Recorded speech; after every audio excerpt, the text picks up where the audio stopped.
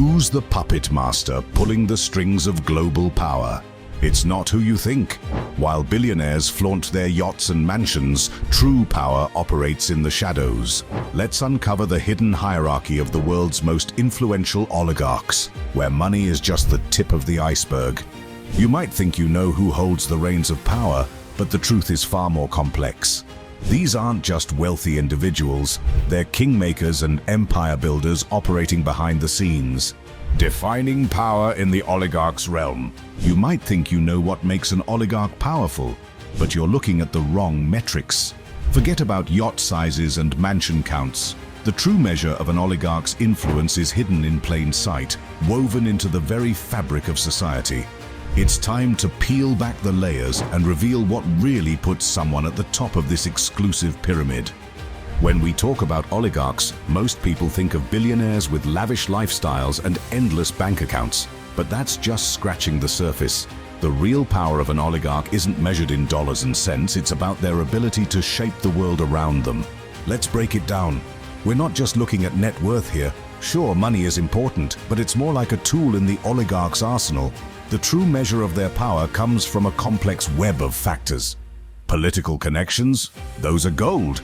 Business empires that span industries? Even better. And global influence? Now we're talking. Think about it. An oligarch with deep political ties can influence legislation, sway elections, and even dictate national policies. That's a level of power that goes way beyond what any ordinary billionaire could dream of. And when you combine that with vast business interests across multiple sectors, you're looking at someone who can literally shape economies. But here's where it gets really interesting. The most powerful oligarchs aren't necessarily the ones you see in the headlines. In fact, some of the most influential players prefer to stay out of the spotlight. They operate in the shadows, pulling strings and making moves that affect millions of lives without ever becoming household names. This is where traditional measures of wealth fall short. You can't capture this kind of power in a Forbes list or a net worth calculation. It's about the ability to make things happen, to open doors that are closed to others, and to navigate complex political landscapes with ease. Take the Russian oligarchs, for example. During Boris Yeltsin's presidency, these individuals didn't just accumulate wealth, they became kingmakers. They financed political campaigns, shaped policy decisions, and essentially rewrote the rules of an entire economy to suit their interests. That's power on a whole different level. But here's the kicker, it's not a stable position. Just look at what happened when Vladimir Putin came to power. Oligarchs who opposed him quickly learned that all their wealth couldn't protect them from political retribution. Some ended up in prison, others in exile. It's a stark reminder that in this world, money alone isn't enough. You need to be able to read the political winds and adapt quickly. The bronze tier. Information is power, but some oligarchs wield it in unexpected ways. Ever wonder how owning a sports team could make someone one of the most influential figures in Russia? Or how a man known for collecting Fabergé eggs became a geopolitical player? Welcome to the bronze tier of our oligarch power pyramid, where the rules of influence take on surprising new dimensions. Meet Mikhail Prokhorov, a metals magnate who's as comfortable in the boardroom as he is courtside. This guy isn't just rich, he's redefined what it means to be a Russian billionaire on the global stage. Prokhorov built his fortune through a massive metals empire, focusing on nickel and palladium. But here's where it gets interesting. He didn't stop at traditional business. In a move that raised eyebrows from Moscow to Manhattan, Prokhorov became the owner of the NBA's Brooklyn Nets. Now you might be thinking, so what? Lots of billionaires own sports teams. But Prokhorov's play was different. By bringing a slice of American sports culture to Russia, he didn't just make a business investment, he created a bridge between two worlds. This move gave him a unique kind of soft power, allowing him to navigate both Russian and Western circles with ease. But let's not forget, Prokhorov isn't just about sports and metals. He's dipped his toes into politics too, even running for president in 2012. While he didn't win, the move showcased the complex dance between wealth and political ambition that defines the oligarch class. It's a reminder that in this world, money is just one form of currency. Influence is the real goal. Now let's shift gears and talk about Viktor Vekselberg, another heavyweight in the bronze tier. If Prokhorov is the flashy NBA owner, Vekselberg is more like the chess grandmaster working behind the scenes. As chairman of the Renova Group, Vekselberg has his fingers in many pies: energy, telecommunications, and technology, just to name a few. But here's where Vekselberg's story takes a turn. His close ties to the Kremlin have put him in the crosshairs of international sanctions, especially following Russia's 2022 invasion of Ukraine. These sanctions have seriously cramped Vekselberg's style, limiting his ability to operate globally. It's a stark reminder of the risks that come with playing in the big leagues of oligarchy. Vekselberg's situation highlights a key difference in how these power players operate. While Prokhorov has maintained a degree of independence from the Kremlin, allowing him more flexibility on the global stage, Vekselberg's fortunes are more directly tied to the ebb and flow of Russian politics. It's a classic case of eggs in different baskets, and a lesson in the importance of diversification when you're playing at this level. Rising through the ranks. Money talks, but in Russia, it whispers in multiple languages.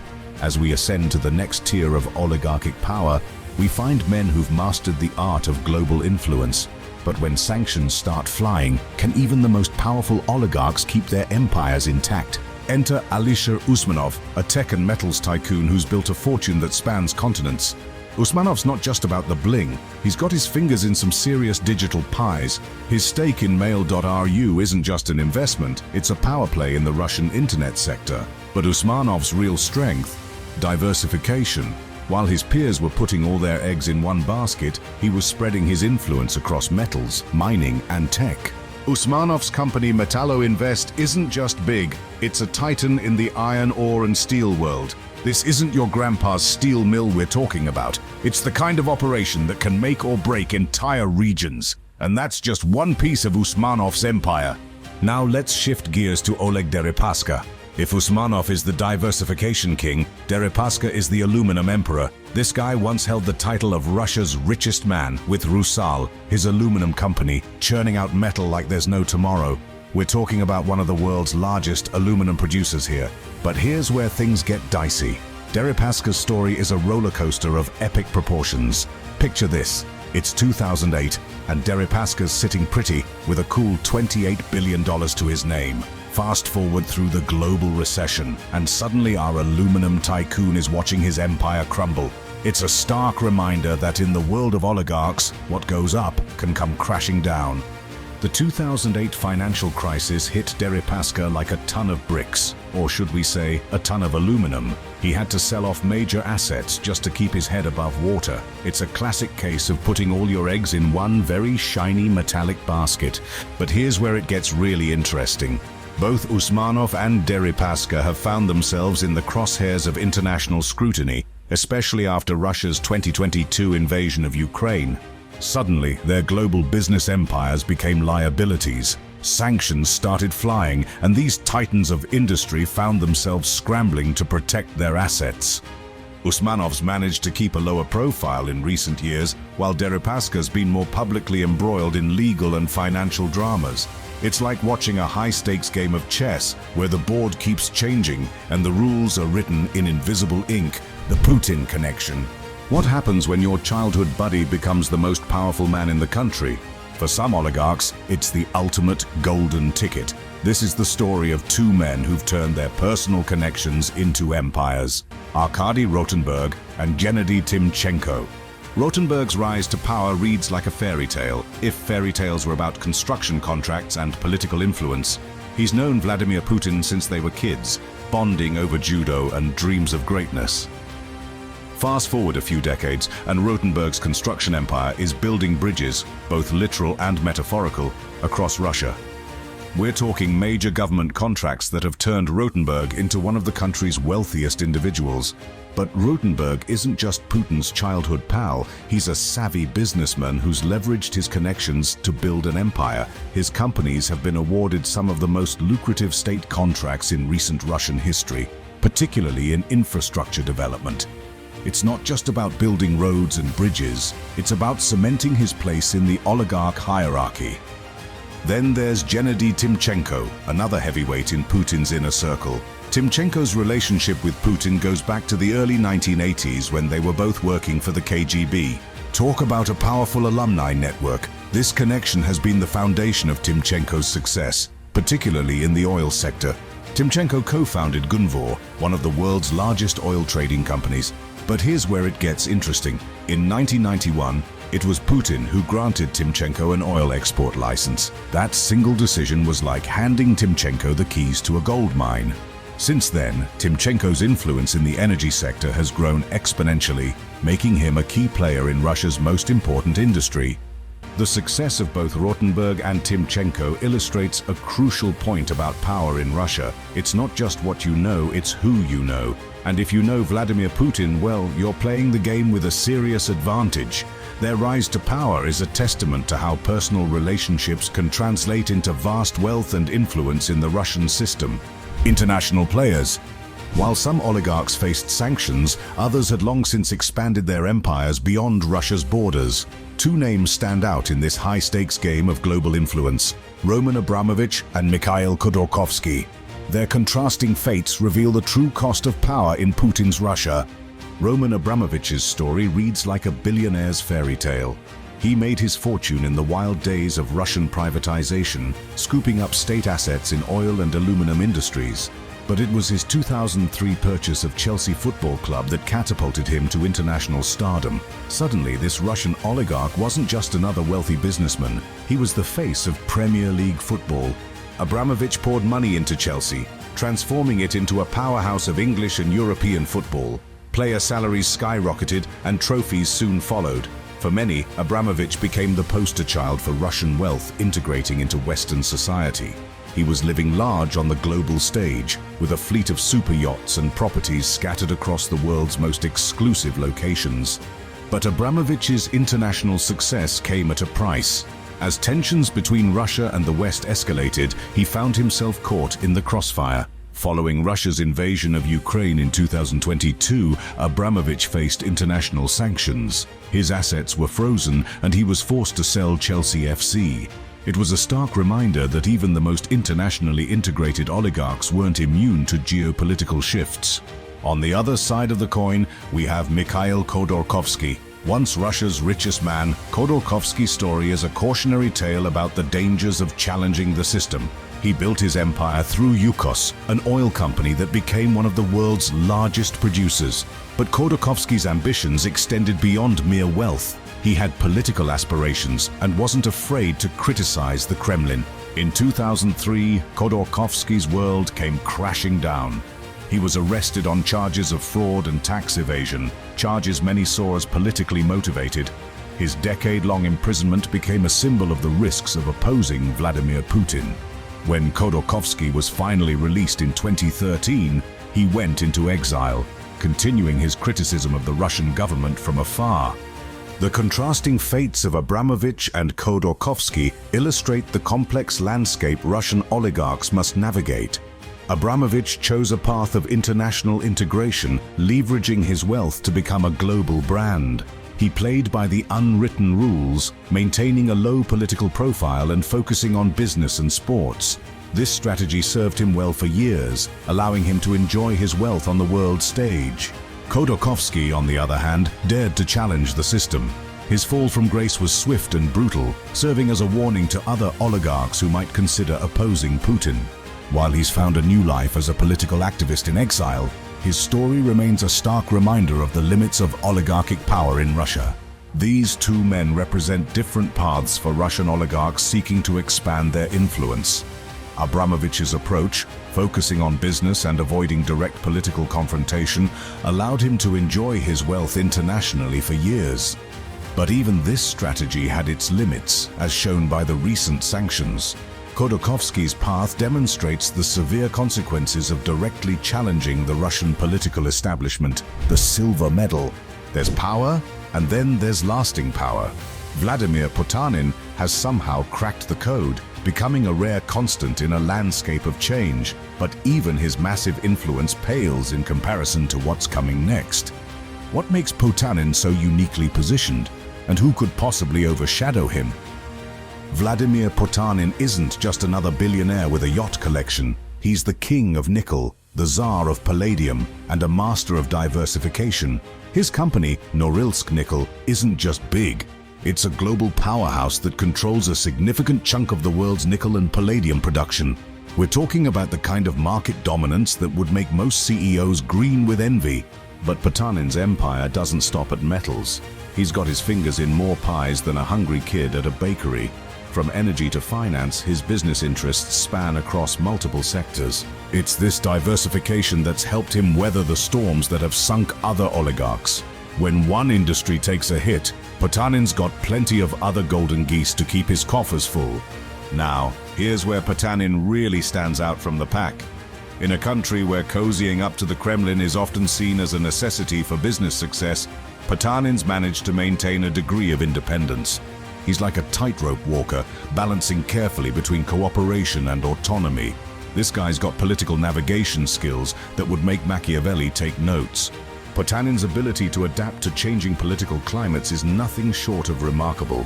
He's managed to keep lucrative contracts with the state without becoming a puppet of the regime. It's a delicate dance, and Potanin's proven himself to be quite the nimble dancer.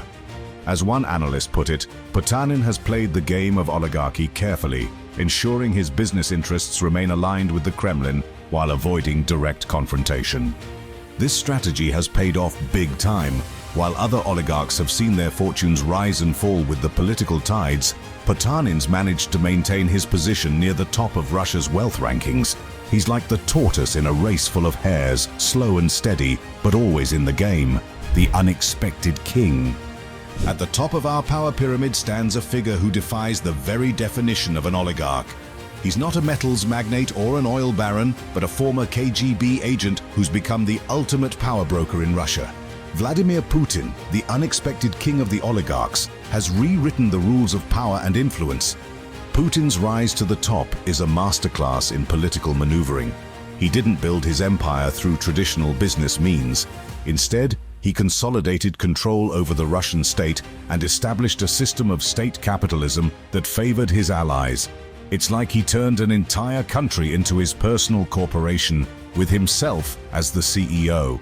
Under Putin's rule, a new breed of oligarch emerged. These aren't your run-of-the-mill billionaires, they're more like enforcers of Putin's will. The term Oligarch was coined to describe them, combining their backgrounds in military and intelligence with their business interests. It's a potent mix that allows Putin to maintain a tight grip on power. Putin's influence extends far beyond traditional wealth metrics. He's not just rich, he's got the ability to shape global politics and economic conditions. Just look at what happened when Russia invaded Ukraine in 2022. Putin's decision led to sanctions on oligarchs that sent shockwaves through the global economy. That's the kind of power that doesn't show up on a balance sheet. The system Putin's built is like a high-stakes game of give and take. Oligarchs are expected to support his regime in exchange for protection and access to lucrative state contracts. It's a transactional relationship where loyalty is rewarded and dissent is punished. Remember Mikhail Khodorkovsky? His story serves as a stark reminder of what happens to those who challenge Putin's authority. Putin's regime has created a new class of oligarchs who are effectively his enforcers. This illustrates how power dynamics in Russia have shifted dramatically since the 1990s. The Wild West days of post-Soviet privatization are long gone. Now it's all about who has Putin's ear and who's willing to play by his rules. The power web.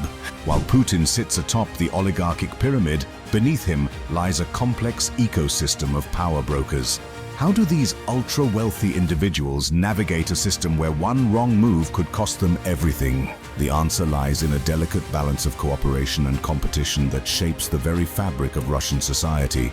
The world of Russian oligarchs is like a high-stakes chess game where alliances are formed and broken with dizzying speed. These titans of industry aren't just competing for market share, they're vying for influence in a system where political favor can make or break billion-dollar empires overnight. Take the relationship between Vladimir Potanin and Oleg Deripaska. These two metals magnates have a history that's as complex as it is volatile. In the early 2000s, they were allies, joining forces to create Rusal, the world's largest aluminum producer. But their partnership didn't last.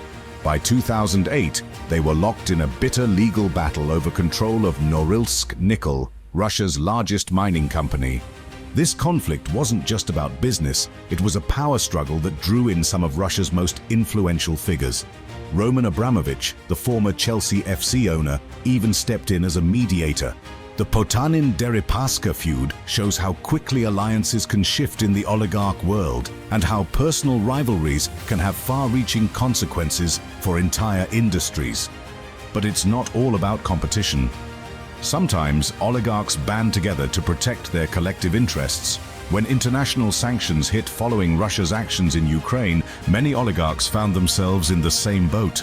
Suddenly, their yachts, properties, and bank accounts in the West were at risk. This common threat has led to some unexpected alliances, with oligarchs pooling resources and influence to navigate the new global landscape. The relationship between oligarchs and the Kremlin is equally complex. While Putin holds ultimate power, he relies on the oligarchs to keep the Russian economy running. It's a symbiotic relationship, but one that's fraught with tension. Oligarchs who fall out of favor can find themselves stripped of assets or even facing criminal charges, as happened to Mikhail Khodorkovsky. This delicate balance of power extends beyond Russia's borders. Oligarchs like Alisher Usmanov and Roman Abramovich have used their wealth to build extensive networks of influence in the West. Through investments in tech companies, sports teams, and real estate, they've become key players in the global economy. But this international presence is a double-edged sword. It gives them influence, but also makes them vulnerable to sanctions and scrutiny. The oligarchs' power web isn't just about individuals, it's about entire industries. The energy sector, for example, is a battleground where oligarchs vie for control of Russia's vast natural resources. Companies like Rosneft and Gazprom aren't just businesses, they're instruments of both economic and political power. Control of these companies means control over a significant portion of Russia's GDP, and by extension, its geopolitical influence. But even as they compete, oligarchs often find ways to cooperate when it serves their interests. Take the case of Vladimir Potanin and Mikhail Prokhorov. Once business partners, they had a falling out in 2008. Yet in 2018, they came together again for a major deal involving Norilsk nickel. This kind of flexible alliance-making is typical in the oligarch world, where today's rival can be tomorrow's crucial ally. The interconnected nature of oligarchic power means that conflicts between individuals can have ripple effects throughout the Russian economy and beyond. When oligarchs clash, it's not just their personal fortunes at stake, it's entire industries, thousands of jobs, and sometimes even Russia's relationships with other countries. Beyond borders, their financial tentacles stretch across the globe, touching industries you interact with every day. The question is, how deep does their influence really go? The reach of Russian oligarchs extends far beyond the Kremlin's walls. These powerful individuals have built vast international networks, investing billions in businesses and properties worldwide. Their influence shapes global markets, particularly in energy, tech, and real estate sectors. Take Roman Abramovich, for instance. His ownership of Chelsea Football Club made him a household name in the UK. But that's just the tip of the iceberg. Abramovich's portfolio includes stakes in steel giants, tech startups, and prime real estate in London and New York. His investments have ripple effects on jobs, housing markets, and even the entertainment you consume. Then there's Alisher Usmanov, whose tech investments have likely touched your life without you realizing it. He's held significant stakes in companies like Facebook and Spotify. Every time you scroll through your newsfeed or stream your favorite playlist, you interact with businesses shaped by Russian oligarch money. The energy sector is another arena where Russian oligarchs flex their global muscle. Companies like Rosneft and Gazprom, controlled by Putin-aligned oligarchs, play a crucial role in the world's oil and gas markets. Their decisions can affect energy prices globally, impacting everything from your heating bill to the cost of your commute. But the oligarchs' international influence isn't just about business. They've become major players in global philanthropy and cultural institutions. Billionaire Dmitry Rybolovlev, for example, owns AS Monaco Football Club and has made significant donations to art museums worldwide. This soft power allows oligarchs to shape cultural narratives and build goodwill in Western nations. The price of power. When these titans of industry become targets themselves, the fall from the top can be swift and brutal. The life of a Russian oligarch might seem like a non-stop parade of luxury yachts and private jets, but beneath the glittering surface lies a world of constant risk and potential ruin. Take Viktor Vekselberg, for instance. Once a darling of the international business world, Vekselberg found himself in hot water following Russia's invasion of Ukraine in 2022. International sanctions hit him hard, freezing billions in assets and severely restricting his ability to do business globally. Suddenly, the very wealth that defined his status became a liability, with governments around the world eager to seize his properties and bank accounts. But it's not just international pressure that keeps oligarchs up at night. The real danger often comes from within Russia itself. The story of Mikhail Khodorkovsky serves as a stark reminder of how quickly fortunes can change. Once Russia's richest man, Khodorkovsky's empire crumbled when he dared to challenge Vladimir Putin politically. He spent a decade in a Siberian prison, emerging as a cautionary tale for any oligarch who might consider stepping out of line. The risks faced by Russian oligarchs extend far beyond legal challenges. Their very lives can be in danger. Boris Berezovsky, once a powerful figure in Russian politics and business, was found dead in his UK home under mysterious circumstances. While officially ruled a suicide, many speculate about foul play, highlighting the dangerous world these billionaires inhabit.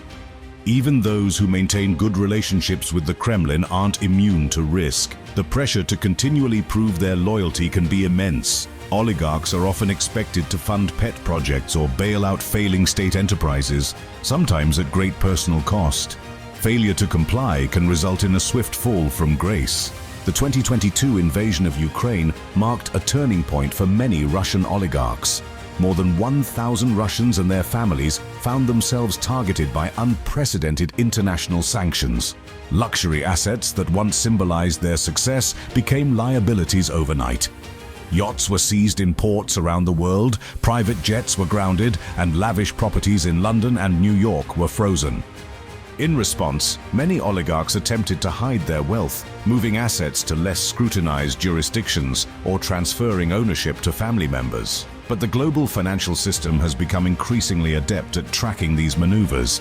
The US established a task force named Klepto Capture, specifically to enforce sanctions against Russian oligarchs, making it harder than ever to hide ill-gotten gains. The next generation, emerging oligarchs. As established oligarchs face mounting challenges, a fresh wave of ambitious figures is positioning themselves for power. From tech moguls to political scions, these rising stars are forging new paths to the top. But in a world of shifting alliances and global scrutiny, can they avoid the pitfalls that brought down their predecessors? The next generation of Russian oligarchs is emerging from the connections and wealth accumulated by their predecessors. These newcomers are adapting to a changing landscape where traditional paths to power are evolving alongside technological advancements and global economic shifts. One prominent figure in this new wave is Katerina Tikhonova, daughter of Vladimir Putin. She's not just riding on her father's coattails. Tikhonova manages a fund that's been receiving contracts from state-owned companies.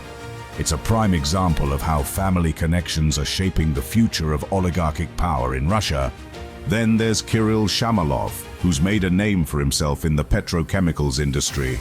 He's part of a trend where the children of influential politicians and oligarchs are stepping into key roles in major companies. This shift towards familial wealth consolidation is reshaping the oligarchic landscape, but it's not just about family ties. A new breed of tech-savvy entrepreneurs is also making waves. These digital natives are building fortunes in sectors like e-commerce, fintech, and artificial intelligence. They're leveraging Russia's highly educated workforce and relatively low operating costs to create companies that can compete on a global scale. The rise of these new oligarchs is closely tied to state capitalism. Many are securing their positions through lucrative state contracts and public procurement projects. It's a reminder that in Russia, business success often still depends on political connections. One interesting development is the emergence of Oligarchs, a new class of oligarchs with backgrounds in military and intelligence. This group is particularly adept at navigating the complex relationship between business and the Kremlin. Their rise highlights how power and wealth continue to be intertwined in the Russian elite. But these up-and-coming oligarchs face challenges their predecessors didn't. They're operating in a world of increased global scrutiny and international sanctions, the ability to move money and assets across borders. Once a hallmark of oligarchic power has become more complicated,